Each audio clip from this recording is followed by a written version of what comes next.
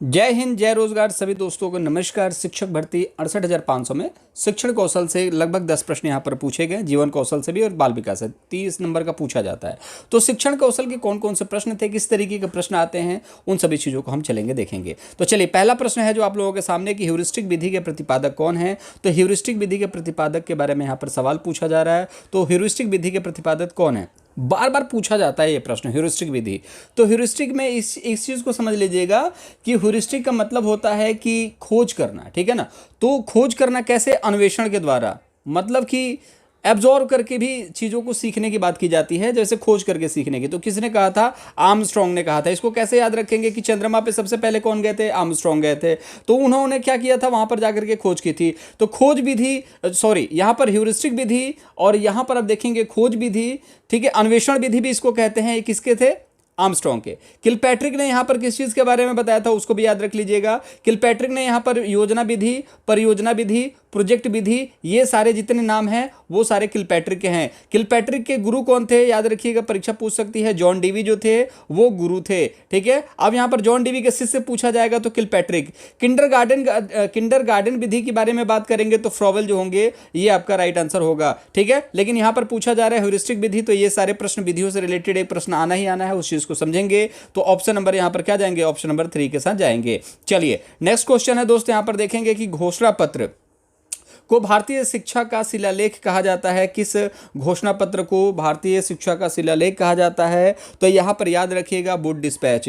Wood dispatch 1854। अब would थे कौन, चार्ल्स वुड जो थे वो ब्रिटिश ईस्ट इंडिया कंपनी के अध्यक्ष थे, और उन्होंने लॉर्ड डलहौजी को भेजा था एक पत्र, जिसमें बताया था कि शिक्षा में सुधार करने की रिक्वायरमेंट है, जिसमें हर एक जिले में प्राथमिक शिक्षा होनी चाहिए और बच्चों को जो है उनकी स्थानीय भाषा में शिक्षा दी जाए। जैसे कि प्राथमिक शिक्षा में बोला जा रहा है नई शिक्षक भर्ती को लेकर, सॉरी, नई एजुकेशनल पॉलिसी में बोला जा रहा है, ठीक है। तो यहां पर वहां पर 1854 ईस्वी में भी यहां पर क्या किया गया, महिलाओं की शिक्षा पर जोर दिया गया, स्थानीय भाषा में शिक्षा देने की बात की गई, और शिक्षा में सुधार करने के लिए हर एक जिले में कम से कम एक प्राथमिक विद्यालय होना चाहिए, वुड डिस्पैच में कहा जाता है, ठीक है। ये सारी चीजें वहां पर थी, इसलिए। और सबसे इंपॉर्टेंट है कि उच्च शिक्षा में इन्होंने अंग्रेजी माध्यम में चीजों को करने के लिए कहा कि अंग्रेजी में शिक्षा होनी चाहिए। कहीं ना कहीं उच्च कक्षाएं हैं, उच्च विद्यालय हैं, जैसे कि विश्वविद्यालय हो गए या फिर 10th हुआ, 12th हुआ उसमें, लेकिन प्राइमरी में आप स्थानीय भाषा में ही शिक्षा देंगे। इसलिए वुड डिस्पैच जो होता है यहां पर आपको भारतीय शिक्षा का शिलालेख कहा जाता है। कोठारी की बात करेंगे तो 1964 से लेकर के 1966 में इन्होंने सिफारिश की थी,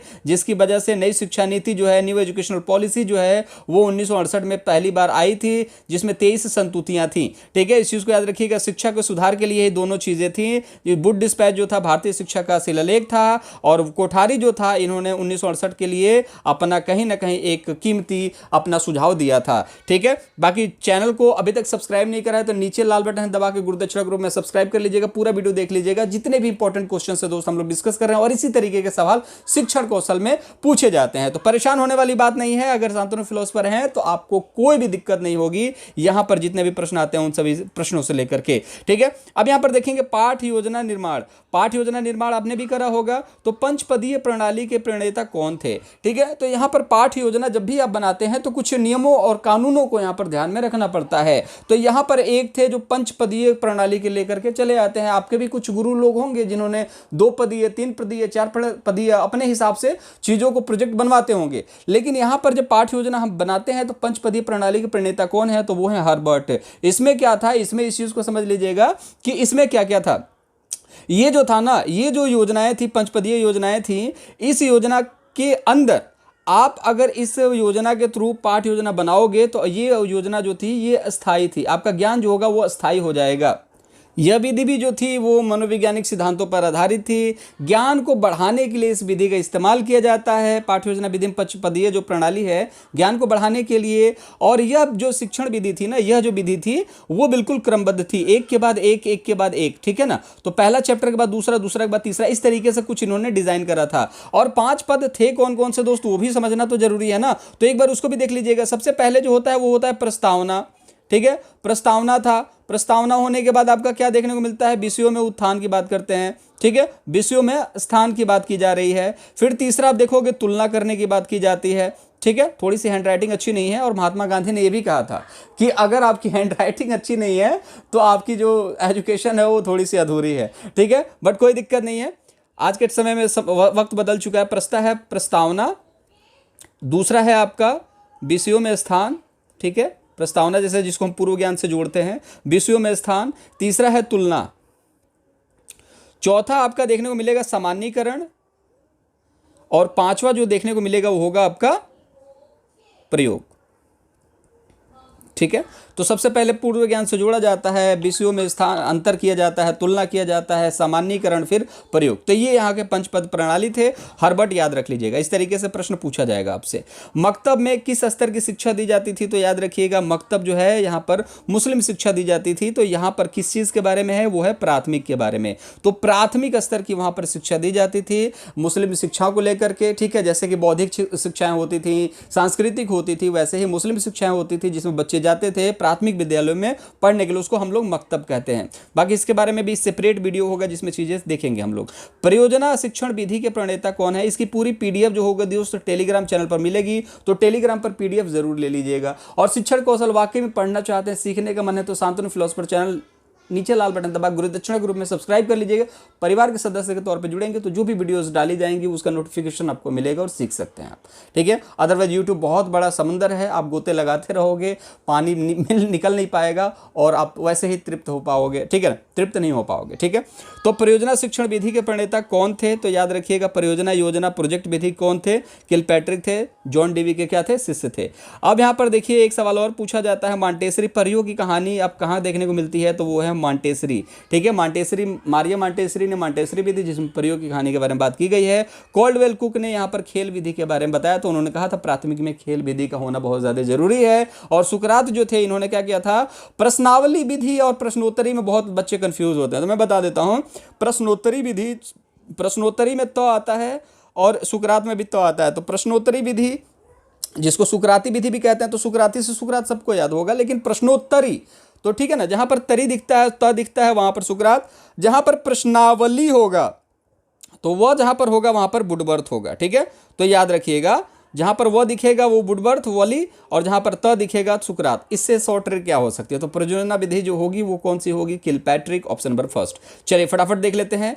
अव्ययन एवं अवरोधन की समस्या मुख्यतः किस स्तर की शिक्षा से संबंधित है? ये लगभग 2 बार प्रश्न पूछा जा चुका है, 68,500 में भी, 69,000 में। तो जाहिर सी बात है ये बहुत ही इंपॉर्टेंट प्रश्न है। तो अपव्ययन एवं अवरोधन की समस्या मुख्यतः किस शिक्षा स्तर से संबंधित है? तो ये है आपकी जो शिक्षा स्तर, वो है आपकी प्राथमिक, जिसमें क्या कहा जाता है? इसमें कहा जाता है कि बच्चों को जो कहीं ना कहीं आप जो है जैसे दूसरी क्लास में है वो नहीं जाता है विद्यालय, तो उसको फेल करके आप दूसरी क्लास में ही नहीं रखोगे। जैसे गोविंदा बोलता है 5वीं 5 बार फेल हुए, ये पॉसिबल ही नहीं है यार। जिस समय ये फिल्म बनी थी ना, ये रूल्स लागू थे कि आप 5वीं 5 बार फेल हो ही नहीं सकते। आप दूसरी क्लास में फेल हो, आपको तीसरी क्लास में बिठाया जाएगा, तीसरी में फेल हो, चौथी में बिठाया जाएगा, चौथी में फेल हो, 5वीं में बिठाया जाएगा। आपको कहीं ना कहीं वहां पर फेल किया ही नहीं जाएगा। उसके बाद आप फेल हो, घर बैठो, क्योंकि आप खुद शर्म के मारे नहीं जाओगे जब आपको कुछ नहीं आता है आगे पढ़ने के लिए, ठीक है। तो यहां पर जो है प्राथमिक शिक्षा को लेकर के बातचीत चल रही है, ठीक है।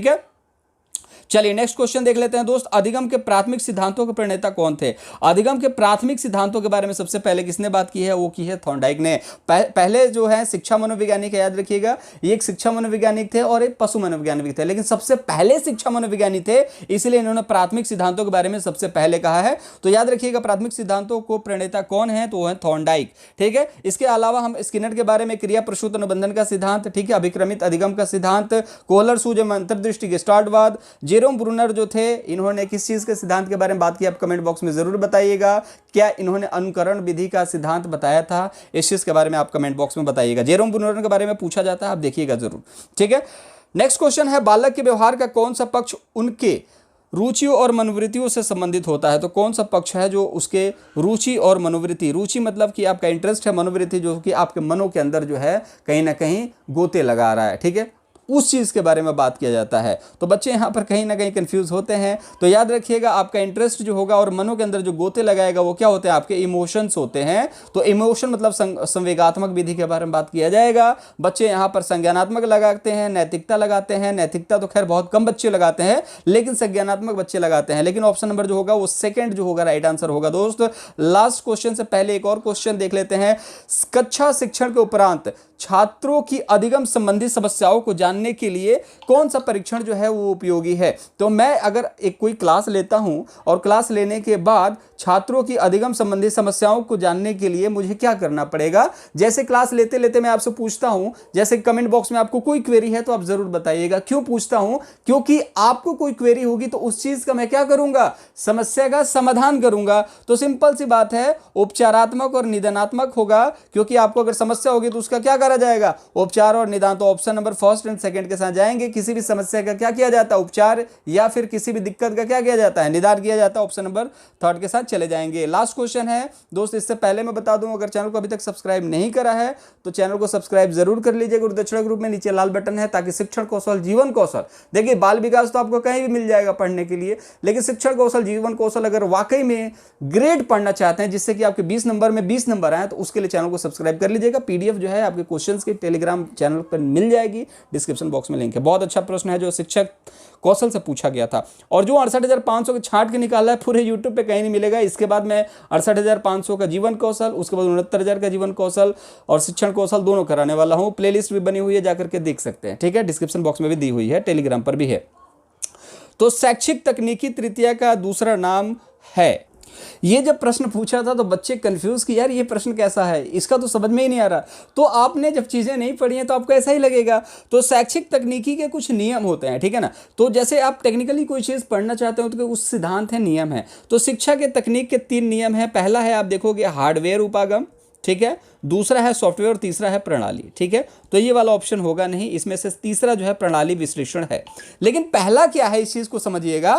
पहला वो है ना जिसमें कि एक शिक्षक है, ठीक है, एक शिक्षक आता है। दूसरे में क्या देखने को मिलेगा, एक छात्र देखने को मिलेगा। और तीसरे में क्या होता है, पूरा प्रशासन देखने को मिलता है, जो कि छात्र और शिक्षक को जोड़ के रखता है। जैसे कि विद्यालय, बिल्कुल सिंपल में बताने की कोशिश की है। शिक्षक जो क्या करता है, दृश्य और श्रव्य सामग्री का इस्तेमाल करता है ताकि बच्चे जो है सीख सकें। सॉफ्टवेयर क्या होता है, जैसे हार्डवेयर क्या होता है, कंप्यूटर में हार्डवेयर होता है, माउस होता है जो इनपुट देता है। सॉफ्टवेयर क्या करता है, उसको लेता है, और जो चला रहा है वो क्या है, एक प्रशासन है जिसके पास वो हार्डवेयर और सॉफ्टवेयर दोनों है। तो ये प्रशासन जो होता है वो तीसरा होता है। हार्डवेयर जो होगा वो शिक्षक होगा जो दृश्य शब्द सामग्री देगा।